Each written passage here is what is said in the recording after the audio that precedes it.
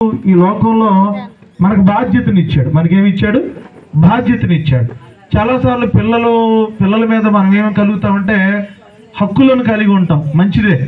కానీ మనకంటే ముందు హక్కు ఎవరు కలిగి ఉన్నారు? దేవుడు కలిగి ఉన్నాడు. దేవుడు ఇచ్చినటువంటి పిల్లలను దేవుని చిత్తంలో మనం పెంచాల్సిన వారంగా ఉన్నాం. పిల్లల్ని ఎవరు పెంచాలంటే మనం అంటాం తల్లిదండ్రులు పిల్లలను పెంచాలి. తల్లిదండ్రులు ఎవరిని పెంచాలి? పిల్లలను పెంచాలి. ఏమండి, తల్లిదండ్రుల్లో పిల్లల్లో ఎక్కువ బాధ్యత ఎవరికి ఉంటుంది అంటే తల్లికి ఎక్కువ బాధ్యత ఉంటుంది. దేవునికి స్తోత్రం. ఎందుకు తల్లికి బాధ్యత ఉంటుంది అని అంటే తండ్రి బయటికి వెళ్ళి ఏం చేస్తూ ఉంటాడు? సంపాదిస్తూ ఉంటాడు, ఉద్యోగానికి వెళ్తూ ఉంటాడు.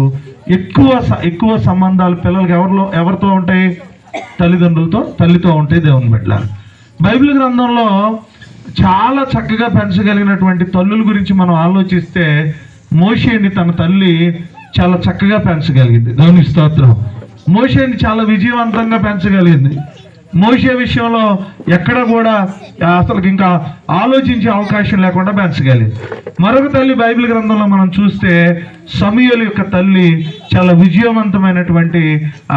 విజయవంతంగా తన పిల్లోడిని అయినటువంటి సమూయేలుని హన్నా పెంచగలిగింది. దేవునికి స్తోత్రం. అయితే మీరు బైబిల్ గ్రంథంలో ఇద్దరు తండ్రులు ఫెయిల్ అయిపోయారు. పిల్లల్ని పెంచడంలో ఏమైపోయారు?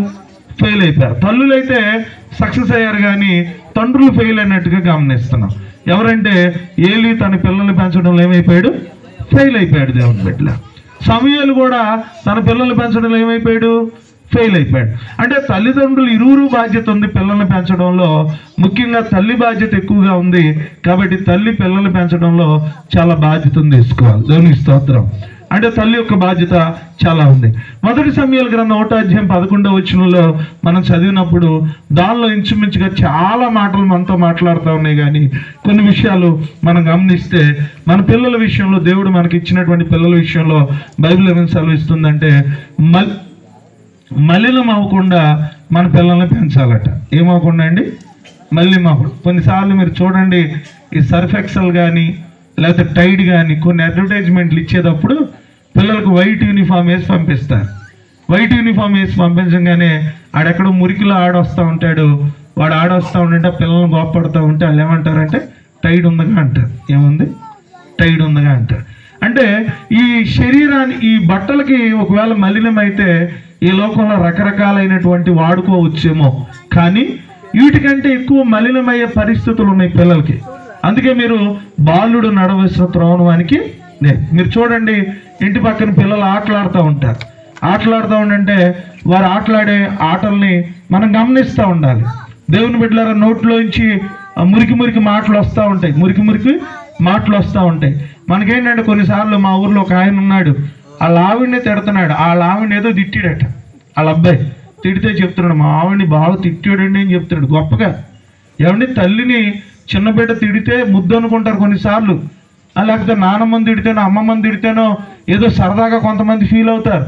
మీరు ఆలోచించండి, పిల్లలతో మంచి మాటలు మాట్లాడవచ్చు, కానీ వారి నుంచి వ్యర్థమైనటువంటి మాటలు మాట్లాడడం వల్ల వారు మలినమైపోతారని బైబిల్ ఏం చేస్తుంది? స్పష్టంగా తెలియజేస్తుంది. పిల్లలు మలినమైపోతారు. వారు జాగ్రత్తగా ఉండాలి. వారు ఎవరితో సహవాసాలు చేస్తున్నారో, వారు ఎలా వెళ్తా ఉన్నారో, వారి జీవితం ఎక్కడ దేవునికి విరుద్ధకరం అయిపోద్దో, చిన్న బిడ్డలు కూడా మనం చెప్పలేనటువంటి పరిస్థితుల్లో వాళ్ళు ఉంటున్నప్పుడు మలినం అయిపోకుండా ఉండాలి. అందుకే హన్నా అంటుంది, నా కుమారుణ్ణి మలినం అవ్వకుండా పెంచుతానని ఏం చేస్తుంది? తీర్మానము చేస్తాం. క్రైస్తవ జీవితంలో మనం తీర్మానం చేయాలి. ఏమని తీర్మానం చేయాలంటే ఈ లోక మాలిన్యత నా పిల్లవాడికి అంటుకోకూడదు, నా పాపకి అంటుకోకూడదని మనం తీర్మానం చేయాలి. దేవుని బిడ్డలారా, రెండో మాట ఏంటంటే రెండో తీర్మానం ఏం చేసుకోవాలంటే మనం నా బిడ్డని తన బ్రతుకు దినములన్నీ దేవుని సన్నిధిలో పెంచుతానేమో. దేవునికి స్తోత్రం. ఏమంటే స్కూల్కి కానివ్వండి, దేనికైనా కొంత టైమే ఉంటుంది. కానీ దేవుని మందిరంలో బ్రతకడానికి తన బ్రతుకు దినములన్నీ కూడా ఎక్కడ బ్రతకాలట? దేవుని సన్నిధిలో బ్రతకాలి. ఎక్కడి నుంచి బ్రతకాలి? బైబిల్ ప్రసంగి గ్రంథకర్త అంటాడు, ఆయన అంటే నీ బాల్య దినమందే నీ సృష్టికర్తను స్మరణకు తెచ్చుకోమంటాడు. అంటే దేవుని సన్నిధిలో బ్రతకడానికి ఎక్కడి నుంచి నేర్పించాలి మనం? స్కూల్కైనా మీ పిల్లల్ని తీసుకెళ్తే ఎన్ని లక్షల రూపాయలు కట్టినా కూడా 3 సంవత్సరాలు దాటిపోతే తీసుకోరు. మీరు 3 నెలల పిల్లలు కూడా 2 నెలల పిల్లలు కూడా అప్పుడే పుట్టిన పిల్లల్ని కూడా దేవుని మందిరాన్ని తీసుకొస్తే, అమ్మ మీ బిడ్డకి ఇంకా టైం ఉంది చర్చికి రావడానికి అని ఎవరైనా చెప్తారా? చెప్పరు. ఎప్పుడైనా నీ బిడ్డను తీసుకురావచ్చు. దేవుని స్తోత్రం. ఎక్కడ పెంచాలని తీర్మానం చేసుకోవాలి? దేవుని సన్నిధిలో పెంచాలని తీర్మానం చేసుకోవాలి. దేవుని సన్నిధి మీరు గమనించండి దేవుని బిడ్డలారా, మన పిల్లలకి ఎవరో మాదిరికరంగా ఉండం, మనమే మాదిరికరంగా ఉంటాం. దేవుని స్తోత్రం. భార్యాభర్తలు ఇద్దరు దేవుని మందిరానికి వెళ్ళారనుకోండి, పిల్లలకి చెప్పవసరం మందిరానికి రండి అని చెప్పాల్సిన అవసరం లేదు. మనం మందిరానికి వెళ్తే వాళ్ళు కూడా మందిరానికి వస్తారు. దేవుని స్తోత్రం. మనం మందిరానికి వెళ్ళకపోతే మన పిల్లలు కూడా ఎక్కడికి వెళ్ళరు? మందిరానికి వెళ్ళరు. అందుకే చూడండి, ఏటేటా ఆ హన్న దేవుని మందిరానికి వెళ్తా ఉండేదట. దేవుని మందిరానికి వెళ్తా ఉండేది కాబట్టి సమూయేలు కూడా ఎక్కడికి వెళ్ళడం ప్రారంభించాడు? దేవుని మందిరానికి వెళ్ళడం ప్రారంభించాడు. ఈ లోకంలో పిల్లలు మలినమైపోయే పరిస్థితుల్లో గమనిస్తున్నాం. రకరకాల పిల్లల యొక్క జీవితాలు చిన్న వయసు నుంచి ఇబ్బందికరంగా ఉంటున్నాయి. మన బిడ్డలు మలినం అవ్వకుండా, మాటల వల్ల, చూపుల వల్ల ఈ లోకంలో మలినం అయిపోకుండా వారిని పరిశుద్ధంగా పెంచాల్సిన బాధ్యత మందని బైబిల్ సెలవిస్తుంది. రెండోది ఏంటంటే, బిడ్డ బ్రతుకు దినాలన్నీ కూడా ఎక్కడ పెంచాలి? దేవుని సన్నిధిలో పెంచాలనే తీర్మానం తల్లిదండ్రులు తీసుకోవాలి. మూడోది, పిల్లల పట్ల ప్రణాళిక కలిగి ఉండాలి. దేవుని స్తోత్రం. పిల్లల పట్ల ఏముండాలి? ప్రణాళిక కలిగి ఉండాలి. నా పిల్లవాడిని ఏం చేయాలి? నా పిల్లవాడిని ఏ విధంగా చదివించాలి? నా పిల్లవాడిని ఏ విధంగా ముందుకు తీసుకువెళ్ళాలని తల్లిదండ్రులైన వారికి పిల్లల పట్ల ఒక ప్రణాళిక కలిగి ఉండాలి. దేవుని స్తోత్రం. ఈరోజు చాలా మంది ఏమి లేకుండా ఉంటారు? ప్రణాళిక లేకుండా ఉండేవారుగా ఉంటుందని బైబిల్ గ్రంథం చాలా స్పష్టంగా తెలియజేస్తుంది. నాలుగో ప్రాముఖ్యమైన విషయం ఏంటంటే, దేవుని బిడ్డలారా, మనం కలిగిన ప్రణాళికను బట్టి దేవుని సన్నిధిలో ప్రార్థన చేయాలి. దేవుని స్తోత్రం. మీ బిడ్డలు ఏమవ్వాలనుకుంటున్నారో దాని గురించి దేవుని దగ్గర ఏం చేయాలి? మనం ప్రార్థన చేయాలి అని బైబిల్ గ్రంథం సెలవిస్తుంది. మీరు చూడండి, ఆ బైబిల్ ఏమని చెబుతుందంటే, అడగండి, తట్టండి, వెతకండి. నీ కుమారుడు ఏమవ్వాలి అనేది ఇప్పటి నుంచి నువ్వేం చేయాలి? ప్రార్థన చేయాలి. నీ బిడ్డల కోసం ప్రార్థన చేయాలి. నీ బిడ్డల గురించి నువ్వే బాధ్యతను కలిగి ఉండాలి. దేవుని బిడ్డల చాలా మంది, నేను అనుకుంటాను, వారి పిల్లల గురించి ప్రార్థన చేసే తల్లిదండ్రులు చాలా తక్కువ మంది లోకంలో ఉన్నారని నేను అనుకుంటున్నాను. దేవుని బిడ్డల, నీ పిల్లడి గురించి, నీ పిల్ల గురించి నువ్వు కనుక ప్రార్థన చేయగలిగిన అనుభవం ఉంటే, నీ పిల్లలకి వెనకాల ఆస్తులు ఏమి వేసుకోకపోయినా పర్లా, దేవుడు వారిని ఉన్నతమైన స్థితిలో తీసుకెళ్తాడు. దేవుని స్తోత్రం. మన పిల్లల గురించి మనకు ఒక ప్రణాళిక ఉండాలి. నా బిడ్డను ఏం చేయాలనుకుంటున్నాను ప్రభా, నా బిడ్డను ఇది చేయాలనుకుంటున్నాను, నీ చిత్తం ఏంటని ప్రభా అని దేవుని దగ్గర కొన్నిసార్లు అడగాలి. అన్న తన కుమారుడు కోసం ఏం చేసింది? ప్రార్థన చేసింది. దేవుని బిడ్డలారా, న్యాయాధిపతిగా ఆ భయంకరమైనటువంటి దినాల్లో సమూయేలుని అక్కడ ఒక నాయకుడిగా నిలబెట్టగలిగిందంటే ఆవిడ ప్రార్థన. దేవునికి స్తోత్రం. బైబిల్ గ్రంథంలో మనం చూసినప్పుడు సమూయేలు విజయవంతమైన తల్లి కావడానికి కారణం ఏంటంటే, సమూయేలు నడవలసిన బోధను సమూయేలుకి నేర్పింది. దేవునికి స్తోత్రం. సమూయేలుకి ఏం చేసింది తల్లి? మొట్టమొదటిగా బోధ చేసింది. సమూయేలుకి ఏం చేసింది? బోధ.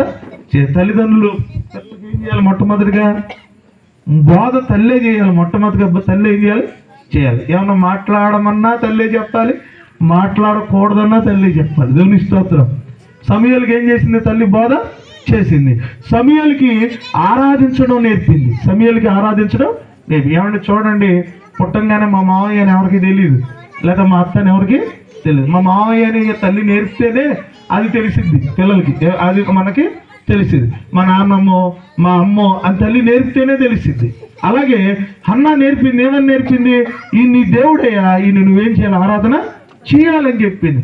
నేను ఆయన దగ్గర మొక్కితే నువ్వు పుట్టావు కాబట్టి ఆయన్ని నువ్వు ఆరాధించాలని చెప్పంగానే తల్లి ఆరాధించడం నేర్పంగానే వెంటనే మొక్కి దేవుని ఏం చేశాడట? ఆరాధన చేశాడు. అందుకంటాడు, నీ సృష్టికర్తనకు స్మరణకు తెచ్చుకో అంటాడు. అంటే బైబిల్లో మీరు గమనించండి దేవుని బిడ్డలారా, నీ సృష్టికర్తను స్మరణకు తెచ్చుకో. పొద్దునే నేను చిన్నది వీడియో చూశాను దేవుని బిడ్డలారా. ఒక మాస్టర్ గారు ఒక యవనస్తుని పిలిచి, నీ హీరో ఎవరని చెప్పాడు. నీ హీరో ఎవరని చెప్పాడు. నీ హీరో ఎవరని చెప్తే ఫలానా వ్యక్తి అని చెప్పాడు. పేరు చెప్పలేను కానీ ఫలానా ప్రముఖమైనటువంటి స్టార్ అని చెప్పాడు. స్టార్ అని చెప్తే ఆయన చెప్పాడు, నీకు రోజు బట్టలు కొనుక్కుంటుంది ఎవరని చెప్పాడు. నీకు అవసరమైతే బట్టలు కొంటుంది ఎవరని చెప్పాడు. ఎవరని చెప్తే మా నాన్న మా అమ్మ కొంటారండి, ఎవరో ఒకరు కొంటారండి అని చెప్పాడు. తర్వాత నీకు అనారోగ్యం వస్తే ఎవరు తీసుకెళ్తారని చెప్పాడు. మా అమ్మ కానీ మా నాన్న కానీ తీసుకెళ్ళిద్దండి అన్న. తర్వాత నువ్వు బాగా చదువుకోవాలని, లేదా నువ్వు బాగా కష్టపడాలని రోజు నీతో ఎవరు మాట్లాడతారు అని చెప్పాడు. చెబితే మా తల్లిదండ్రులే మాట్లాడతారా? మరి ఇవన్నీ వీళ్ళు మాట్లాడుతుంటే ఆ వ్యక్తి నీకు ఎలా హీరో అయ్యాడని అడిగాడు. దేవునికి స్తోత్రం. ఈరోజు క్రైస్తవ జీవితంలో పిల్లలు నేర్పించాలి దేవుని బిడ్డలారా. చాలా మంది ఏంటంటే తల్లిదండ్రులను విడిచి వేరొకరిని కనపరచడానికి గల కారణం ఏంటంటే తల్లిదండ్రులు నేర్పించాల్సినవి నేర్పించట్లా. దేవునికి స్తోత్రం. తల్లిదండ్రులకి నిజంగా హీరోలు ఎవరంటే తన తల్లి, తన తండ్రి. ఇంకా గొప్ప విషయం ఏంటంటే మనందరికీ హీరో అంటే మనందరికీ గొప్ప ఆయన ఎవరంటే తండ్రి అయినటువంటి దేవుడు. దేవునికి స్తోత్రం. దేవుణ్ణి ఆరాధించడం పిల్లలకి నేర్పినప్పుడు, సృష్టికర్తను ఆరాధించడం పిల్లలకి నేర్పినప్పుడు, సృష్టికర్తకు ప్రార్థన చేయడం పిల్లలకి నేర్పినప్పుడు, సృష్టికర్త యొక్క చిత్తం ఏంటో పిల్లలకి నేర్పినప్పుడు వారి భవిష్యత్తు ఆశీర్వాదకరంగా ఉంటుంది. హన్న అవన్నీ కూడా పిల్లవాడికి నేర్పింది. ప్రార్థన చేయడం నేర్పింది, ఆరాధించడం నేర్పింది, అదేవిధంగా దేవుని చిత్తాన్ని లోబడడం నేర్పింది, సమూయేలుకు బోధ చేసింది. దేవునికి స్తోత్రం. ఏ తల్లి తన కుమారుడికి కుమార్తెకి సరైనటువంటి బోధ చేయగలదో ఆ బిడ్డలు దేవుడు దీవిస్తాడు. దేవునికి స్తోత్రం. ఈరోజు మన పిల్లలకి ఎలాంటి బోధ చేస్తున్నాం?